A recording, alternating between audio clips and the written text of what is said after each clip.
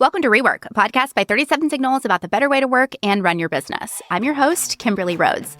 In their book, It Doesn't Have to Be Crazy at Work, co-authors Jason Fried and David Heinemeier Hansson write about the importance of narrowing scope as you go. They even write, quote, after the initial dust settles, the work required to finish a project should be dwindling over time, not expanding. For those of us who've been involved in any kind of project, we know how hard this can be. And with me today are Jason and David to talk a little bit about this. I know we're building a new product, and I would imagine narrowing that scope is super important for that as well. You guys kind of talk me through this scoping. Well, first, it requires a deadline at some point, because if you don't have that, then there's no going towards something that you need to narrow in on. Otherwise, it can just kind of keep going. Let's say we are trying to ship something January 1st or something like that, right? And we're 2 months out. You cannot be adding more things to the plate at this point. You've got to be in the place now where you're kind of frozen essentially on features for the most part. And you've got to be in this honing mode, in this editing mode, in this chiseling mode, actually.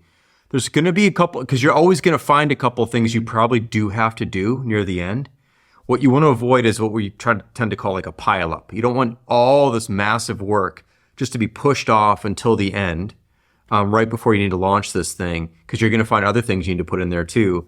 And then you've got this big pile. So the pile should be getting shorter and smaller and tinier as you go if you ever want to get this thing out the door. Now, it doesn't mean that you may have a huge pile of ideas right beyond shipping. So you might like narrow as you go and then have this huge thing, but that's okay because you're aiming for something, which is getting this thing out the door. And then you can always knock the pile down over time after that point. But what I've seen happen on a lot of projects is ideas keep bubbling up, as they always do, and they always tend to do.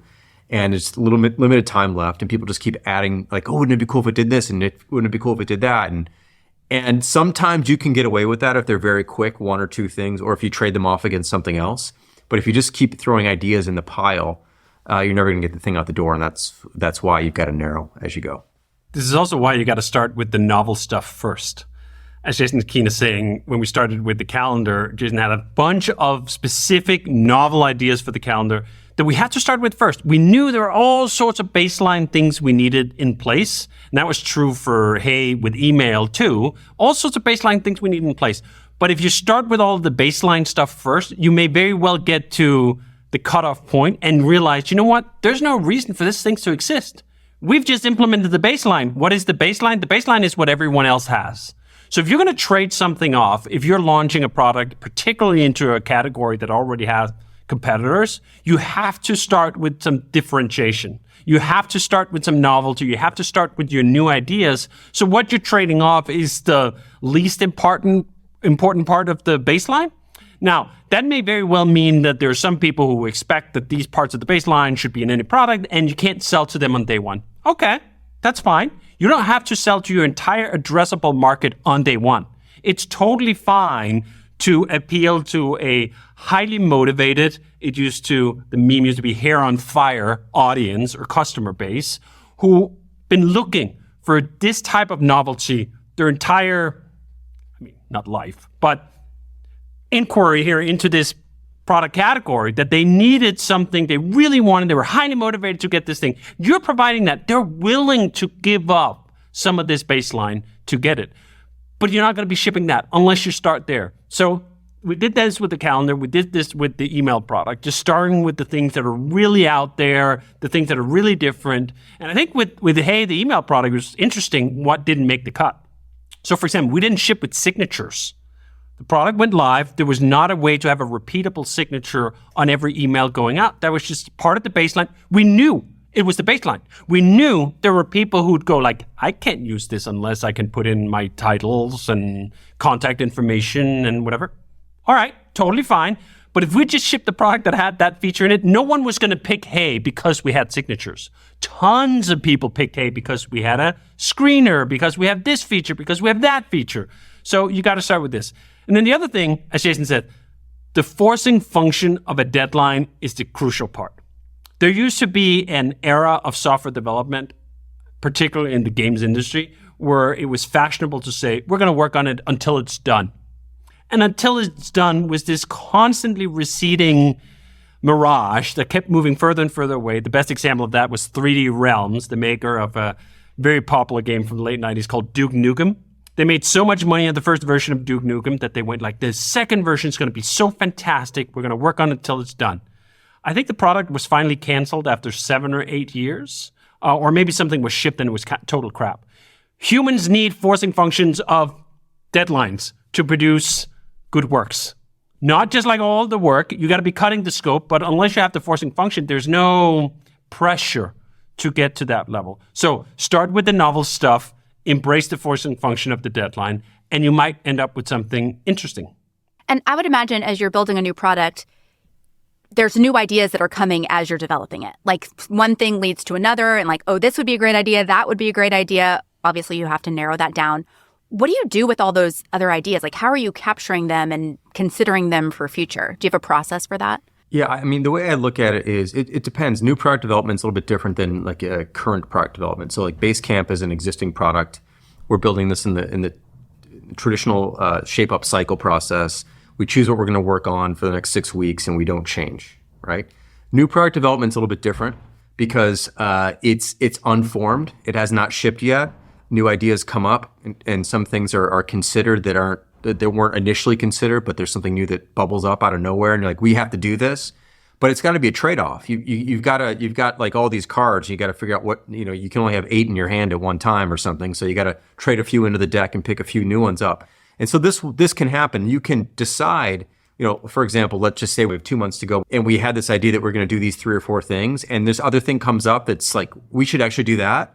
Then you got to trade something back. You got, okay, then we'll push this other thing post-launch and do this other thing first because there's a certain novelty to it or an excitement around it.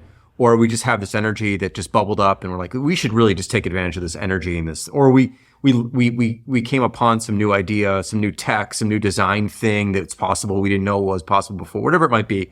Okay, it's not 5 things, it's still 4, but it's just 4 different things now. And of course, you can't do that up until like 2 days before you're going to launch. But you can't keep adding more stuff to the pile without taking some stuff off if you want to get something out the door. And then recognizing, to your second question, what happens to all these other ideas? Well, you either forget them and they weren't really that good to begin with, or you just can't wait to get to them because they keep coming up over and over and over, or you forget them and they come up again in a new version. Like we were talking earlier in another podcast about that new feature in Hey, we just launched the fuck no feature. That was an idea that actually we had in 2021, which we didn't do anything with. And then finally in 2023 in October, we did. We actually had forgotten about it for 2 years. Decided we weren't going to do it 2 years ago, then forgot about it, and then it came up again. Sometimes that happens too. So I just think good ideas aren't forgotten. It's not like you're forgetting someone's name you met once. Like, okay, then you're probably going to forget, and it doesn't really matter that much. Or you can ask them again if you run into them, or if you don't, you'll never see them again anyway. But if you have a good idea and you've shared it with someone else, maybe perhaps, it's just going to cycle around at some point. And so I'm not worried about losing good ideas. That's something you should never really be worried about. The harder thing is to figure out how to get them done and not constantly push things off because you have a new idea every day. That's kind of a real problem actually you want to avoid. You definitely also want to avoid hoarding ideas. There are hundreds, thousands of ideas that we could put into any product.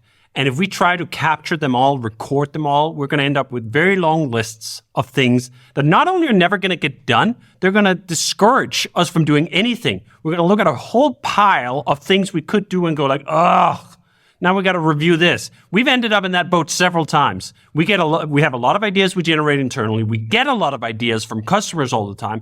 And due to lapses in occasional judgment, we've compiled some of those ideas on long lists. And then we've eventually just realized that once that list is like 100 items long or 200 items long. In fact, we had one for Hey for a long time. There was at least 250 items on it.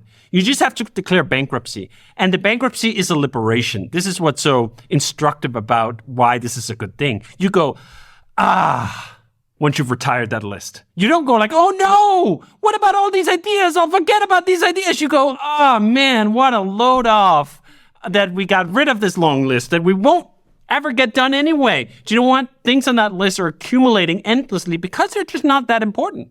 That's the fact of it. If they were super duper important, they'd constantly be bubbling to top of mind and you couldn't work or wait to be able to work on them. And that's just not what's happening. So I think to some extent, these long lists where you try to capture things are a way for you to deal with whatever guilt you have about ideas that like, oh, this is someone's idea. It's got to be precious. We got to handle it in a structured way. Otherwise, we're not paying respect to it.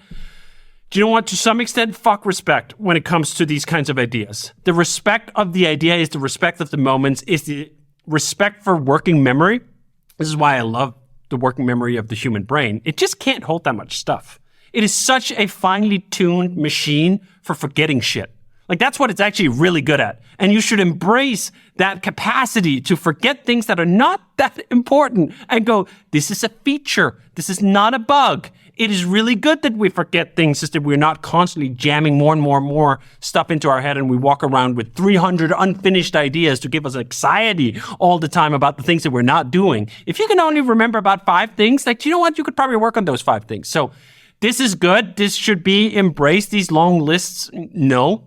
I mean, if at most, and we do this occasionally to some extent when it comes to customer feedback, because you want to be honest when you tell a customer, like, thanks for your suggestion. We're going to consider it. So you can put it somewhere that you fulfill that obligation truthfully, that you are putting it somewhere. And in some abstract way, maybe it is being considered, but not on sort of the main list that's right in front of you all the time. It'll go into a big bag, and occasionally someone will look in that big bag and go through some of it and skim through some of it and go like, oh, maybe there's something here. Maybe there's like, even if I zoom out and I can't actually see each individual idea, I can actually see a pattern if I'm zooming out, and I could see, here's a grouping of ideas that are actually related. They don't seem related. They didn't seem related when they were right up in our face and we were all zoomed in. But if I zoom out a bit, I can see that there's an area of pain here, and we can address that in a really novel way. So that's a way to deal with it that isn't just a backlog. I think this is what, especially in software terminology, is so often dreaded. I don't hear a lot of people talk positively about the backlog. The backlog is usually this long list of stuff that just feels like an endless conveyor belt where you've signed up for certain ideas long in the past that you're now obligated to work on. This is one of the reasons why we're so big fans of this cycle idea, that you get to reconsider your entire list every 6 to 8 weeks. You're not bound by the fact that, okay, now the list has 200 items on it. We better do them in order, first in, first out. No, shouldn't be like that at all. First bubble to mind when it's time to decide again is more likely to be the correct answer than thing that we had entered into our database 7 months ago, and that was just now it's their turn. Don't treat ideas like they have seniority. Don't treat ideas like the oldest is the golden. No, absolutely not. You have to clear the table all the time. In fact, our brains are amazing at this. They can forget everything, even important things, all the time. That's good. Clean table. Okay, so you mentioned, Jason, that we sometimes will ship a new product without everything that we necessarily want down the road to be in it. Always, not sometimes, actually always. Okay, love that. So I feel like there's a lot of people who, I mean, I can say this of myself when I owned my own business, that I want things to be perfect before I'm like pushing them out. And I know here it's like sometimes done is better than perfect. Kind of talk me through your thoughts about that, especially when it comes to a new product. The things that we choose to do are perfectly done. They're not perfect in that they're foolproof. Every edge case is considered. Every interaction is as good as it could possibly be. But they're perfectly done, meaning they work really well. They're clear, they're concise, they're thoughtful. There's some delight in them here and there, but not overly so. So they're perfect in that way. And the product is a collection of those perfect things. But I do think the word perfect, it's important to define it because some people think perfect means, again, like dialed in to the nth degree. Everything is like micron level perfect. You know, that's not what we talk about when we talk about perfect. Like, there's a feature coming up in the Hey calendar for I'm trying to be sort of abstract here, for like tracking things you do often, let's say. And it's so perfectly, in my opinion, put together because it does so little, but it does those things really well and simply. And we built it in like 2 weeks, and that's what makes it perfect. It would have actually been worse had it been better in a sense, but it took 12 weeks. So on some metrics, it'd be more perfect that way. Not on my metrics, it wouldn't be. So I think perfect is a very relative term. And so we're looking for our version of perfect, a collection of perfect items like that. And then again, knowing that, we're not shipping this and we're done. We're going to move on to the cycle system. And every 6 weeks, we're going to improve this in significant ways moving forward. So we can pick more things off as we go. Yeah, I think focusing on the perfect ratio between effort and value is really what gets me fired up. I love a good deal. I love a bargain in all facets of life. I love getting more than what I'm sort of paying for. And I think this is often how I try to think of things.